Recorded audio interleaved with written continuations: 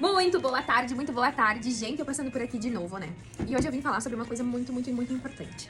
Tava lendo aqui o nosso manual do fabricante, nossa Bíblia Sagrada. Gente, aqui você vai encontrar tudo o que você precisa pra viver, pra sua vida, tá? Seja sobre finanças, seja sobre relacionamento, seja sobre sabedoria, conhecimento, tudo que vocês tiverem de dúvida, a gente recorre aqui, ó, ao manual do fabricante. E muitas vezes a gente pega algumas versões que você não entende tudo que tá escrito, ou da forma como tá escrito, ou as palavras que são usadas. O que eu oriento, né? É que você primeiro inicie orando a Deus e dizendo: Senhor, que eu consiga entender e interpretar tudo que tem na tua palavra, e que fique no meu coração, como palavras de sabedoria. Claro que nós temos N versões que agora vocês podem escolher, tanto a Bíblia da mulher, a Bíblia do homem, Bíblia da criança, a nova versão, as versões mais antigas de literatura, de escrita. Então tem opção para todo mundo. Tem Bíblia ilustrada, principalmente para criança. Então, assim, o que a gente precisa? Tirar o nosso tempo no dia a dia para fazer a leitura, para você conseguir seguir. Porque todo livro é bom. E assim, ó, gente, por que Deus resolveu nos entregar um livro?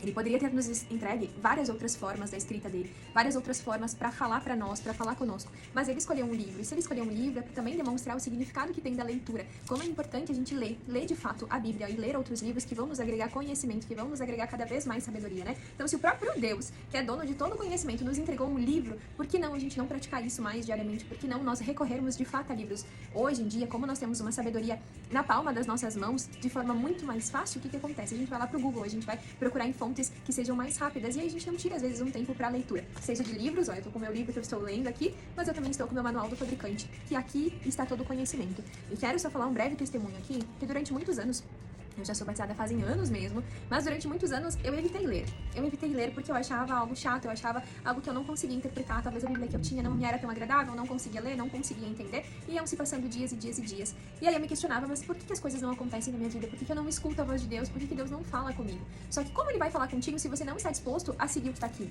Como que você vai conversar com um amigo se você não está falando com o seu amigo, se você não está lendo sobre o seu amigo, se você não está mantendo essa conexão? E Deus, o Espírito Santo, ele vai usar várias formas de falar conosco. Cada pessoa vai sentir de uma determinada forma. Tem gente que Deus vai usar sonhando. Tem gente que Deus vai usar abrindo a palavra. Tem gente que Deus vai conseguir falar através do Espírito Santo, através de louvores.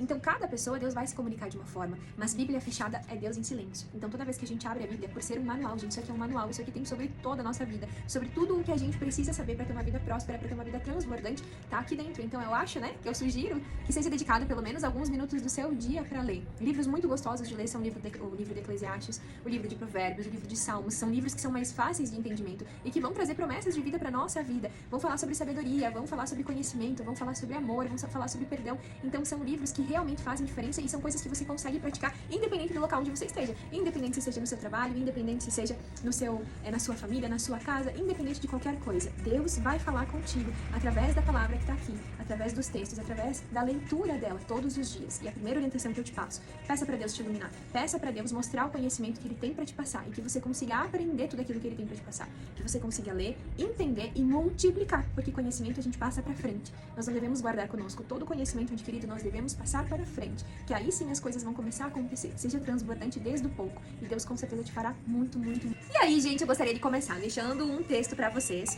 que falou muito comigo hoje, que eu tenho certeza que assim como falou comigo, alguém tá precisando ouvir uma palavra de tranquilidade, uma palavra de renovo, uma palavra de esperança, para que vocês saibam que Deus está cuidando de todos os detalhes. E olha como essa palavra ela é reconfortante para nós. Eu gostaria que vocês pudessem olhar, e se você não tem uma Bíblia física, eu te aconselho a você ter pelo menos uma Bíblia online. Eu também tenho no meu celular, então você tem uma Bíblia online, tem uma Bíblia num aplicativo que aí você consegue ler, você consegue marcar, você consegue publicar, você consegue repostar, você consegue encaminhar para outras pessoas, então vale muito. E o texto de hoje é uma promessa do Senhor referente às preocupações da nossa vida. Por quê? Porque a nossa tendência é sempre andar ansioso com o dia de amanhã, andar ansioso às vezes com o mesmo dia, com o final do dia, com coisas que vão acontecer, com o dinheiro que tem para entrar, o que não tem para entrar, com o alimento que vamos comer, com o que vamos nos vestir, como vamos dar conta de todas as coisas, de todos os compromissos, né? Só que Deus, ele é fiel para cumprir. E a palavra dele também vai dizer que ele não é homem para que minta e nem filho do homem para que se arrependa. Tá aqui, tá escrito isso aqui, né?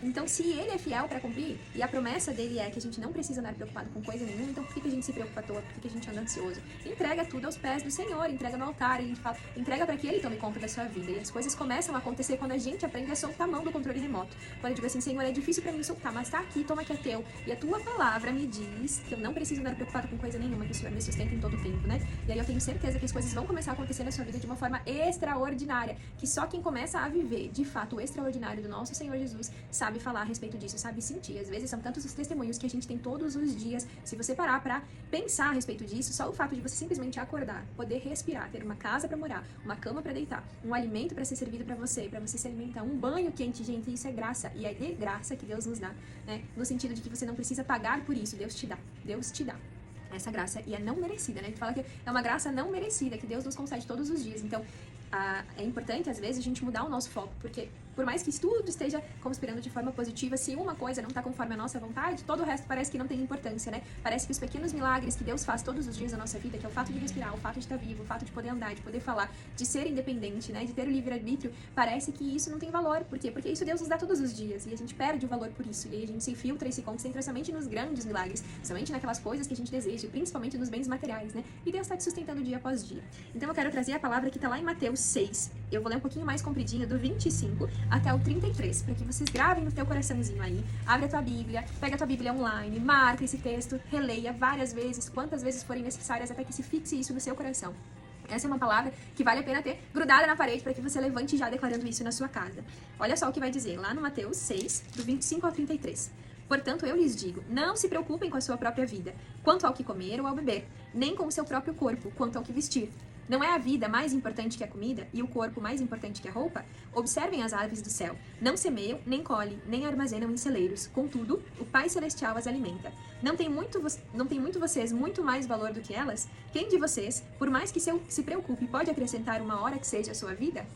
Continuando aqui no 31. Portanto, não se preocupem dizendo o que vamos comer, ou o que vamos beber, ou o que vamos vestir, pois os pagãos é que correm atrás dessas coisas. Mas o Pai Celestial sabe que vocês precisam delas. Busquem, pois, em primeiro lugar o reino de Deus e a sua justiça, e todas essas coisas lhes serão acrescentadas. Portanto, não se preocupem com o amanhã, pois o amanhã trará suas próprias preocupações. Basta a cada dia o seu próprio mal. Então Deus está dizendo, se as aves do céu, elas não plantam e elas não colhem e Deus sustenta, será que nós não somos mais importantes? E ele continua aqui no 28 dizendo, por que vocês se preocupam com as roupas? Olha que lindo. Vejam como crescem os lírios do campo. Eles não trabalham, nem tecem. Contudo, eu lhes digo que nem Salomão, em todo o seu esplendor, vestiu-se como um deles. Se Deus veste assim a erva do campo, que hoje existe e amanhã é lançada ao fogo, não vestirá muito mais a vocês, homens de pequena fé? Então é promessa, gente. Está escrito, não sou eu que estou dizendo, é Deus que disse, é Ele quem dá. Assim como Ele tira, Ele nos dá.